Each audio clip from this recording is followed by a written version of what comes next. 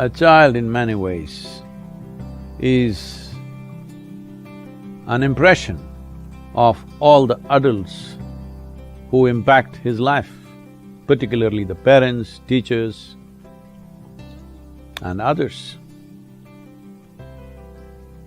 If you want your children to be of a certain quality, the foremost thing that you need to pay attention to is, are you exuding that quality? What endears a child to everyone is that he's an exuberant life and a bundle of joy most of the time unless you cause misery to him.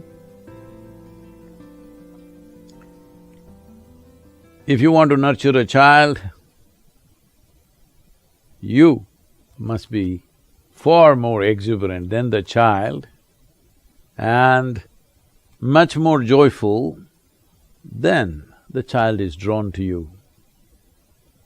Once the child is drawn to you, it's for you to mold the child as you want. Right now, most children avoid adults because most of them are not exuberant by any standards, neither joyful, mostly stressed and complaining about their work, about their family, about the world, about everything. Why would a child want to have anything to do with you? When child sees you don't represent life, you represent some other vested interest. If you are interested in really being an impact on your children, you must represent life because they are just life. They have not become other conceited things as you could have. They are simply life. You must represent life.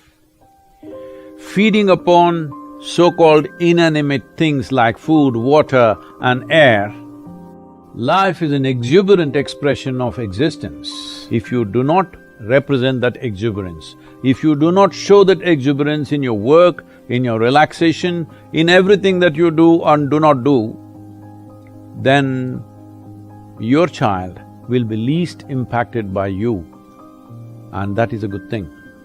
Because if you're so dead serious about your life and you represent other vested interests of your money or your status or your prestige or something like this, then it is best that the child is not impacted by these things. So if you are really concerned about impacting your child, what is it that your child want to be? Please become that to start with.